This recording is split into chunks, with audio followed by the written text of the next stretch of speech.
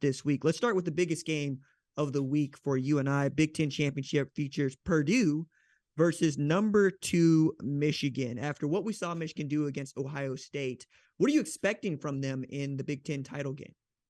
So last year was 42-3 was the final score. Michigan, Iowa. Was that, did I have that correctly? We were there. We were there in that crowd watching that game.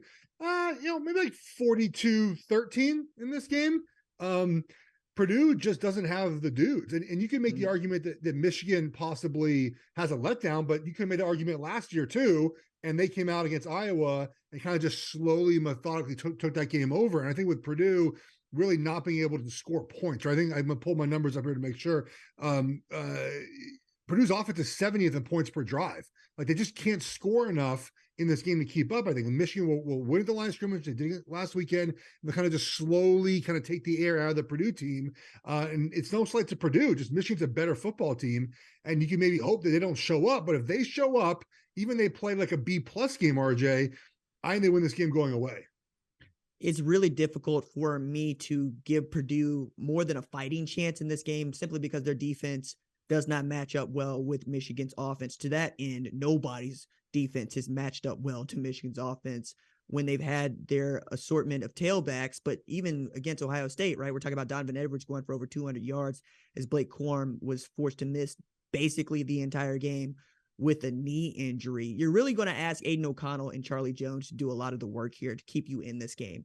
Charlie Jones, who I thought was really outstanding this year for Purdue. I believe it's 1,199 yards he's got with 12 TDs and 97 catches. He was snubbed of being a Biletnikoff Award finalist, but he's certainly a man that you have to have at least one, if not two sets of eyes on if you are the Michigan defense. But more than that, I believe Michigan's playing for the number 1 seed here in this game. If they are able to destroy Purdue, and perhaps Georgia does not play well against LSU, getting ahead of myself here, but it's also my lead into college football playoff rankings reaction here, as we're talking about what Michigan is looking at being number 2, swapping, basically taking Ohio State's spot here. Yeah. Do you think that a resounding win for Michigan vaults them into the number 1 ranked spot? No, I don't think so. I guess if Georgia wins by 3 or 10 points, maybe, but we'll talk about that game, I would imagine, in a few minutes. I just don't think Georgia will be surpassed here. The question, I think, becomes maybe a TCU USC thing, but if TCU is undefeated, they're going to be ahead of USC. They're going to be 13-0. They'll be the 3 seed, and USC will be the 4 seed. The fun, obviously, and the chaos becomes if TCU and or USC both lose, and they're short favorites at the moment. What happens next? Ohio State, Alabama, who do you put in there? What happens, down the road? I mean, look, I get Tennessee does not have Hayden Hooker. I get it. They just won 56-0 without him against Vanderbilt, right? Like, I get it's Vanderbilt, but Vanderbilt is coming off 2 SEC wins in a row. I don't know why they're behind Alabama. And I get it. I know why, because Hayden Hooker is out. But the one game we have without him, they won 56-0. Like, I don't know if you should hold that against them. So that feels like next up in line is Ohio State, Alabama, if both TCU and USC were to lose. I'm with you on the Tennessee take. When we did the number 1 college football show reaction, I went in on Tennessee, but I'll add to this. Boo Corrigan had not spoken when I had done the show. And since he said, we looked at Alabama, Tennessee, and we do have head-to-head in our criteria, but we believe that the loss to South Carolina was so egregious that we have to look at Alabama in a different way. And I think that's just full stop false and awful. It's not just because Tennessee has the head-to-head. It's also because when you look at common opponents, Tennessee stomped a mud hole in LSU and Alabama lost to LSU. It's also you saying it's not just that Hendon Hooker's not there. It's that you don't trust Joe Milton to do a good job here. And if you're a Tennessee fan, you know that it ain't just the quarterback that wins you a football game, right? I wonder if they would do the same thing if Bryce Young was not the starting quarterback at Alabama. We won't know, but I think that it is really egregious for the sport that we're looking at Tennessee still being behind an Alabama team that they beat. And if the scoreboard doesn't matter, or I should say, if winning doesn't matter more than losing, I have a problem with that. But to that end, like we're talking about Michigan being undefeated, we're talking about perhaps them winning the Big Ten championship game. I'm going to throw maybe some fly into the ointment here. You tell me if I'm right or wrong in that it could upset things. If Michigan loses to Purdue, let's even say they lose to Purdue by a lot, do you think that Michigan does not make the college football playoff? How do you make the argument they should be behind Ohio State? You probably can't. So I think Michigan and Georgia are both in with losses. Okay. But I think neither of them lose. So, but yeah, I think it would be hard to say, oh, you just beat Ohio State 1 week ago, 2 weeks ago. Now you're out. That feels hard to make that work. If you're looking at kind of overall resume. So I think they're firmly both in right now.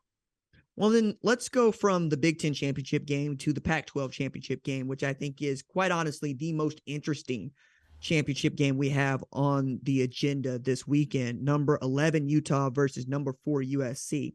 It's interesting for me on a number of fronts. The first is that Utah is the only team to beat USC this year, and that Utah is the defending Pac-12 champion, and they need some help to get to this spot, but they are in it. Who are you giving the edge to win this game? Caleb Williams is the edge. That's the edge. It's Caleb Williams, right? I come on here each week. RJ said the same thing. I don't know how USC is doing it. I mean, I do know it's Caleb Williams, right? He makes everything right for USC. They played 4 ranked opponents so far this season, right? They played Oregon State, Utah already, Notre Dame, and UCLA. They're plus 11 in turnover margin in those 4 games against ranked opponents. Like they're plus 22, I think, overall. Caleb Williams has only 300. He takes such good care of the ball. USC's lost 1 fumble in 12 games. Nearly impossible to do. Their defense, 107th in points per drive. Their special teams are ranked 112th so far. But number 13 makes it all right for them because no matter what happens in any game, he makes the plays necessary to win those games. Even in the Utah loss, they scored 42 points. It's not on the offense why they lost that game. And even going back to like the Notre Dame game, there were a lot of times in that game no one was even open. No one was open. Didn't matter. Caleb Williams going to wait, buy time, find someone open, run for a big gain. He did this all season. No one was paying attention because USC was on at weird times, non-national television. He's been this way all season, and he has made everything right for them. And if I look at the X factor in this game, it's him. Now, can Utah win? Absolutely they can, right? We saw them win already. They're a well-coached team. They're good at the things that carry each week, right? They're good in the offense, defensive line. They're good at quarterback. I mean, Cam Rising had his worst game of his career 2 weeks ago. Don't expect that to happen again. They're coached well. They won a rematch last year against Oregon, who had previously been as well. So they're used to this moment. There's a lot of things going for Utah, and I would not be surprised if Utah did win this game. But to me, it's 13, man. Like he makes everything right at USC, and they'll find a way in the end for him to win this game. And they'll win the high-scoring game again, I feel like. But in the end, I'm taking USC. I'm interested to see what happens when Clark Phillips is shutting down one side of the field for USC. He might not play though. Like he might, but he didn't play last week. And no one, for those who don't know, Clark Phillips is Utah's corner, possible first-round draft pick. Very good. Did not play against Colorado, and mysteriously, again, no injury report in college football. There's doubt if he'll play this week. Who knows? Well, I think he'll play. That's my guess. So will Dalton Kincaid, who got hurt against Colorado as well. I'm sure that they really missed a Thorpe Award finalist in Clark Phillips against Colorado. That's not shade to Colorado. That's simply what it is. You mean right? When they won 63-14 with their backups playing the whole second half? Again, right? And Utah has like 3 rivalry games, which is wild. One of which is Colorado, which they manufactured when Colorado joined the Pac-12. But yeah, I'm with you in as far as number 13 is really great. As a matter of fact, my favorite Notre Dame fan sent me a text like, Caleb Williams is a decent quarterback. And I said, yeah, decent. He's decent with a capital D. But what he was doing against Notre Dame was also Kyler Murray-esque, even Johnny Manziel-esque. I don't know if that sort of magic ever runs out. It did for Johnny Manziel. It did for Kyler Murray, but it didn't happen for Kyler Murray until they got to the college football playoff. And I'll also add, Lincoln Riley has made the college football playoff as a head coach every time he's had a Heisman finalist at quarterback. At the very least, Caleb Williams is a Heisman finalist, if not having wrapped up the Heisman Trophy already. But Geoff makes a really great point. The defense has lived on its takeaways, and it's one of the things that Alex Grinch has preached from the moment that he became a defense coordinator. We want to be in the backfield for tackles for loss. He's got one of those in Tuli Loboto. Man, I had it just a second ago. Now you got me. Tuli Piloto. Got it. Yes. See, had it 2 seconds ago. 11 and a half sacks. Right. But the point that I raise also there is he's really good. Austin Jones has been really good. I didn't expect Austin Jones to be really good in Travis Dye's stead, because the most consistent guy that they had on offense, not named Caleb Williams, was Travis Dye until he went down with the leg injury. And Austin Jones held on the football and taken advantage of some outstanding running lanes that USC's been able to give. And when Lincoln Riley has an offense that can run the football, they're really, really difficult to stop unless they're in the playoff. Look, again, it's the truth. I know. Look, and I think we saw with Notre Dame. Look, the one downside to USC's offense, and this is not at all, again, an offense that has a Heisman winner, is when you watch Caleb Williams play against the better teams they play, he doesn't often throw in rhythm. He's not hitting his back foot and getting rid of the ball. Like, again, there were a lot of times against Notre Dame, no one was open, and he just made plays. And sometimes, to your point, those plays just run out. You make two less of them in a game and you lose. And they're living on the edge, but I go back to what Caleb Williams has done all season, and I give that edge slightly to USC. However, I do like Utah, and Utah is better as an underdog, man. Like Kyle Whittingham is preaching all week, like, no one believes in us. We're the underdog.